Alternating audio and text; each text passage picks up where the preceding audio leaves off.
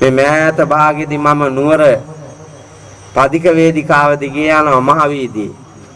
මට යන්න දෙන්නේ නැහැ කියන්නකො. මිනිස්සු යන්න දෙන්නෙම නැහැ. මහත් එක්ක තව ස්වාමීන් වහන්සේලා දෙන්නෙක් ගියා. මිනිස්සු ඇවිල්ලා මට දන ගහලා වඳිනවා. මේ දෙන්නට වඳින්නේ නැහැ මිනිස්සුන්ට අමතක වෙනවා ඉතින්. වඳින්නේ නැහැ. මං ඊට පස්සේ අතින් පෙන්නනවා. ඒගොල්ලෝ මට තට්ටු කරලා කිව්වා මේ අපි වාහනේ ගෙන්නගෙන යන්. වාහනේ යන්. නැත්තම් අපි රිලව්ද? ඔබ වහන්සේට වඳිනවා අපිට වඳින්නේ මේක විල්ලැජ්ජයි. විලිලැජ්ජයි බෑ හඳුන්නේ වාහනේ ගෙන්නගෙන යන් කිව්වා. ඔව් මං ඊට පස්සේ වාහනේ ගෙන්නගෙන වාහනේට ගොඩ වෙලා කිව්වා රිලව් තමා මොකද කරන්නේ? ඈ රිලව් තමා ආමුදුරුවරු කරන්න ඕනේ වැඩේ කෙරුවා නම් පාරට බහැලා ඔය උත්තමත්වයේ එනවා. පන්සලට වෙලා බුදියාගෙන දම් වළඳලා හිටියාට ඒක හම්බෙන්නේ නැහැ. ඒ හින්දා වීරිය කරන්න ඕන. ආමුදුරුවනේ වීරිය කරන්න ඕන. බුදුහාමුදුරුව අනුදැන වදාලේ චරත භික්ඛවේ චාරිකම් බහුජන හිතාය බහුජන සුඛාය අත්තාය හිතාය සුඛාය දේව මනුස්සාය. සමහරු කියනවා ඉතින් ඒක වාසනාවනේ. එහෙම එකක් තියනවාද පුතා? කාටද වාසනාව නැත්තේ? උත්පත්තියෙන්ම අංගවිකල, උත්පත්තියෙන්ම මන්ද බුද්ධික, උත්පත්තියෙන්ම කර්ම රෝග සහිත කෙනෙක් හැර අනිත් සියලුම දෙනා වාසනාවන්තයි. අනිත් හැමෝම වාසනාවන්තයි. වාසනාව අපි හොයාගෙන එනකන් අපි බුදියලා හරියන්නේ. වාසනාව අතට ආවත් පුතා ප්‍රයෝජන ගන්න දන්නේ නැති එක වැඩක් නෑනේ. අර එක මිනිහෙකුගේ නැති බැරිකමට කල්පනා කර කර ඉන්නකොට රිසීවර් එකක් ඇවිල්ලා අපේ හාමුදුරුවෝ ගුලි 3ක් දුන්නලු. රිසීවර් එක ගුලි 3ක් දුන්නලු. උඹ කැමති දෙයක් ඉල්ලලා උඩ දාපන් එක. ඊට පස්සේ දෙවෙනියට කැමති දෙයක් ඉල්ලලා උඩ දාපන් අනිත් එක. තුන්වෙනියට කැමති එකක් ඉල්ලලා උඩ දාපන්. දැන් මේකට මොන තරම් එව්වද පුතා? ඈ සල්ලි කෝටි ගාණක් සල්ලි ලොරියක්ම ඉල්ලලා උඩ දාන්න තිබ්බනේ ගුලිය. රත්නපුරේම තියෙන මැණික් වල ලොකුම ගල් ගෙඩිය මේකට ඕන කියලා මේකට තව එකක් උඩ දාන්න තිබ්බනේ. ලෝකේ ඉන්න සුන්දරම මිනිහා වෙලා අවුරුදු 120ක් ආයු වළඳන්න වරම් වේවා කියලා අනික දාන්න තිබ්බනේ උඩ. මේකට සිතූ පැතූ දේ ලබාගෙන කොච්චර හොඳට ඉන්න තිබ්බද? මුට තණ්හාවට දැන් එක එකෙව්ව 100ක් විතර මතක් වෙනවලු පුතා. අරක ඉල්ලන්න ඕනේ මේක ඉල්ලන්න ඕනේ අරක ඉල්ලන්න ඕනේ කියලා එහෙම ඔළුවට ඇවිල්ලා 3යි ඉල්ලන්න පුළුවන්. මේකගේ ඔළුවට වද්ද දෙනවලු ගොඩාක් ඒවා. ඒ ගමන මේක ඕන එකක් කියලා උඩ ඕන එකක් කියලා උඩ දැම්මලු පුතා. ඇඟ හැම තැනම ඇවිල්ලාලු අඳෝ මාර්ග. ඕ කොහොම නෙමෙයි කතාව තියෙන්නේ මට මේ බනට කියන්න බෑ ඒක. ඕන එකක් කියලා උඩ දැම්මා පුතා. අර නොගැලපෙනම ඉන්ද්‍රිය ඇඟ පුරාම තියෙනවලු. බැලූ තැන මුට එකපාරටම ආපු ලැජ්ජාවට මු අනිත් එක දැම්මලු එකක්වත් එපාචි කියලා. තිබ්බ එකක් නැතුව ගියාලු හාමුදුරුවෝ. තිබ්බ එකක් නැතුව ගියා. තව එකයි තියෙන්නේ ගුලි. ඒ ගමන ඒක උඩ දැම්මලු තිබ්බ එක වරෙන් කියලා. අවසාන පුතා තිබ්බ එක විතරයි. වාසනාව ඕම නෙමේ කර පිට තිබ්බත් මෝඩයට බෑ එකෙන් වැඩ ගන්න. මෝඩයට වැඩ ගන්න බෑ.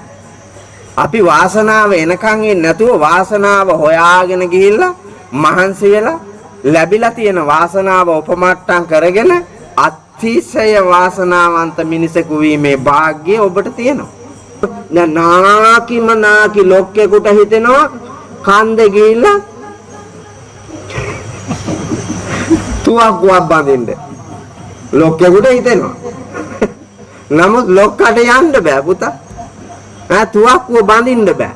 ඒ තුවක්කු කඳක් හදන්න බෑ. මේවා කරන්න බෑ මෙවුන්දා. දැන් යන්න ගියොත් ගොඩ කුණ්ඩල්ලෝ කාලා මැරෙනවා ලොක්කව. හැබැයි ලොක්කගේ හිත කියනවා එලා ගත්ත හැකි කෙක් බැන්දොත් නමුත් බෑනේ. හොර පොල් කඩාපු මිනිහෙකුට හොර බාලා පුරුදු මිනිහෙකුට පාරේ යනකොට පේනවා කිතුල් ගහේ මුදුනේ ලොකු මුට්ටියක්. පෙනුමේ හැටියට අඩේ බෝතල් 10ක් විතර ඇති. හිත කියනවා අරක බාගන්න. හිත කියනවා බාගන්න හැරමිටිය ගාගෙන. නමුත් ඇඟපත වාරු නැති වේවුලන ගතියෙන් යුතු ඉස්නායු මැරිච්ච ලොක්කාට පුතා කිතුල් ගහට ගිහිල්ලා මුට්ටිය බාන්න බෑ. එඳා සිල් හිත බින්දින්න හැදුවත් ගතට බෑ පුතා සිල් බින්දින්න. ගතට සිල් බින්දින්න බෑ. අර නරියට වෙච්ච දේ වෙන්නේ නරියා මිදි වලට උඩ පැනලා හැත්ති වැටෙනකම් පැන්නා මිදි කනන්න බෑ. නරියා කියනවා මිදිවැල දෙස රොසේ රවා කියමින් මෙලෙසේ සිනාසී දුකසේ ගියේ සිවලා කැලෑ පැදෙසේ. මොකද්ද කියලා යන්නේ මේ? ඇඹුල් මිදි මෙතරම් කලා කන මොඩේක් නොමොවේ.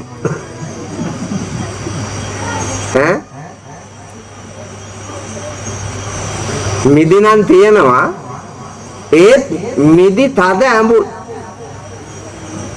මේ තද ඇඹුල් මිදි කෑවොත් ගෑස්ට්‍රයිටිස් හැදෙනවා. එහෙනම් ඒක නරියා දන්නවලු. එහෙනම් මේ වාගේ මිදි කණ්ඩ තරම් මම්මෝඩ නැහැ කියලා යනවලු. නාකි උනාට පස්සේ එහෙම තමයි වෙන්නේ. දත් නැතිදා උක්දඬු ගිනි තපින්නද? දත් නැතිදාට උක්දඬු ගිනි තපින්න තමයි ගන්න වෙන්නේ. ඒ හපන්න බෑනේ. හිතුණත් හපන්න බෑ. ඒකේ රස විඳින්න බෑ. අලුත් පහේ කෙල්ලක් ගන්න ලොක්කෙකුට හිතෙනවා. ගැටිසියක්ව දැකපු ගමන් ලොක්කට අතීතේ මතක් වෙලා එකපාරටම කුලප්පුවක් එනවා. නමුත් ලොක්කට බෑනේ පුතා හිත කියනවා. හිත කිව්වට ලොක්කට බෑ. මේ ගමේ පවුල් කීයක් තියෙනවද?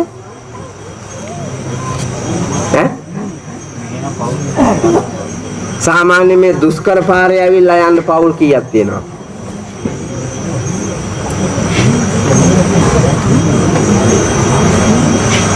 මදුලා ගෙදර විතරද? එක ගියා තියෙන අනිත් වතුවල් ගන්නේ. හරි වත්තත් මිනිහෙක් ගනේ. ඒවට උන්දලා බෑර කවුද? ඕක කුහක කොම තමයි හොඳ නැත්තේ. ඒ කුවක කොම තමයි හොඳ නැත්තේ. වත්ත මගේ ආදායම මගේ පාර තොපේ. බාන්නක මිනිසුන්ගේ ගති. ලැජ්ජ නැති කමනේ පුතා. රෙදි ඇඳගෙන ඉන්නවනේ අප්පා. ලැජ්ජ නැති කම. අපි කියමුකෝ 10ක් ඉන්නවා කියලා. වතු කුඹුරු අයිතිකාරයෝයි ගෙවල් දෙකයි මේ ඔක්කොම පවුල් 10ක කියමුකෝ. පවුල් 10 සිගරට් බොන අය 10 දෙනෙක් ඉන්නවනම් සිගරට් බොන අය 10ක්. ඔය පවුල් 10 ඉන්නවනම් අවුරුද්දට කීයක් ඉතුරු වෙනවද ඒ වැඩේ නැවැත්තුව? ඒ සීලය රැකලා සිගරට් බොන එක නැවැත්තුවොත් ලක්ෂ කීයක් ඉතුරු කරන්න පුළුවන්ද අවුරුද්දට? දල වශයෙන් මං ගාන හදලා පෙන්නන්නද? අවම සිගරට් 5ක් බොනවා පුතා දවසට. සිගරට් බොන මිනිහෙක්. සිගරට් එකක් 150යි. සිගරට් 5ක් බිව්වොත් 750යි. මාසයක් බොනකොට 22500යි. 22500 වැඩි කරන්නකො අවුරුද්දේ මාසවලින් 12යි. 12න් වැඩි කරන්නකො 22500. 2 ලක්ෂ අවම 2,50,000ක් කියන්නකො. අවම 2,50,000යි. 10 දෙනෙක් සිගරට් බොන එක නැවැත්තුවොත් පුතා. අපේ ආන්නේ ලක්ෂ 25. ලක්ෂ 25යි. කොම්පැනි බාප්පගේ නෙමෙයි එංගලන්තේ සුද්දෙක්ගේ. සුද්දාගේ ගෑනට කණ්ඩ දෙන්න ඉස්සලා තමන්ගේ ගෑනට කණ්ඩ දීලා ඉන්න එපා. සිගරට් කම්පැනි අයිතිකාරයා සුද්දා එංගලන්තේ. ඒකට තමයි මේක ආදරේ. සුද්දා ගානේ ලගින්නේ. වල් ගති තියෙන. එහෙම වල් ගති නොතිබ්බා නම් මේකට මෙහෙම නෙමෙයි කිරි තිරෙන්න එපා.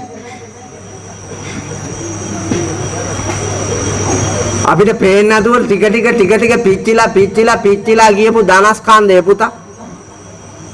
ඒගොල්ලෝ මෙහෙ ඉඳගෙන කියනවා එංගලන්තේ පොහොසත්, ඕස්ට්‍රේලියාව පොහොසත්, චීනේ පොහොසත්, ඇමරිකාව පොහොසත්, යුරෝපා රටවල් ටික පොහොසත්, අපි දුප්පත්, අපි හිඟා කනවා. හිඟා කෑවේ නිකන් නෙවෙයි. කිසි ශික්ෂණයක් නැති කාලකන්ණි මේ වාගේ පෙරේතයෝ හින්දා. වාචාලා අගක් මුලක් නැති සක්කිලි වගේ જાතියක් ඉන්නවා අපි අතරේ. ආන්ගේ ජරා ගති තියෙන මිනිස්සු ඉන්න තාක්කල් මේකට හරියන්නේ නැහැ නේ පුතා. ඇයි අපේ වරද අපිට පෙනිලා ඒක නවත්තා ගත්තොත් කොච්චර ලාභද? ඈ සිගරට් එකක් බීලා ඔච්චර මුදලක් පිච්චෙනකොට ඈ 2,50,000ක් අවුරුද්දට පුච්චලා ළමයින්ට උගන්වන්න නැහැ කියන. ජීවත් වෙන්න විදියක් නැහැ කියන. රුපියල් 5,000ක සහන ආධාරයක් ඉල්ලලා හිඟා කනවා. මාසෙට රුපියල් 5,000ක් හම්බෙන්නේ. මේක 7,500ක සිගරට් බොනවා. හිඟන කොම නැති කෙරුවා කිද පුතා? මොන තරම් කාලකන්ණි ගමනක්ද? තව ඒ මදිවට එකේ කරක්කු බොනවා, අනිත් එක කුඩු බොනවා, අනිත් එක ගංජා බොනවා, අනික රා බොනවා. එක මිනිහේ කම්ම කරන ඒවා ටික කණ්ඩ ගෙදර 6-7 දෙනෙක් බලාගෙන ඉන්නවා. තව ළමයින්ගේ අධ්‍යාපනික ප්‍රශ්න, සෞඛ්‍ය ප්‍රශ්න, සමාජීය ප්‍රශ්න මේවා ඔක්කොම විසඳගෙන යන්න අපට තියෙන මුදලනේ පුතා මේ ගිනි තියන්නේ. මේ පුච්චන්නේ. ඒ පුච්චන මුදල ඉතුරු කෙරුවා නම් අර ප්‍රශ්න කීයක් නවත්තන්න පුළුවන්. අපි හැම වෙලාවෙම මට නෑ, මට බෑ, අපිට තේරෙන්නේ නෑ, අපි දන්නේ නෑ. මේ වාගේ හීන දීන පරාජිත මැලි ගති ලක්ෂණ තියෙන තාක්කල් ඒ මිනිස්සුන්ට පුතා ලෝකයට කරදරයක් හැටියට ජීවත් වෙන්න වෙනවා මිසක් තමන්ගේ ජීවිතයට කරදරයක් කරගන්නවා මිසක් සතුට පලා යනවා මිසක් නිදහස අහිමි වෙනවා මිසක් ලැජ්ජා බය දෙක නැති කරගන්නවා මිසක් බයෙන් ලැජ්ජාවෙන් මිරිකි ඉන්නවා මිසක් මේ මිනිහාට පුතා පෝසත්කමක් නිර්වාණයක් දෙකම නැති වෙනවා. එහෙනම් අවබෝධයෙන් යුක්තව ජීවිතය දකින වටිනාවන්ත සත්පුරුෂයන්ට ලස්සන ගමනක් යන්න පුළුවන්.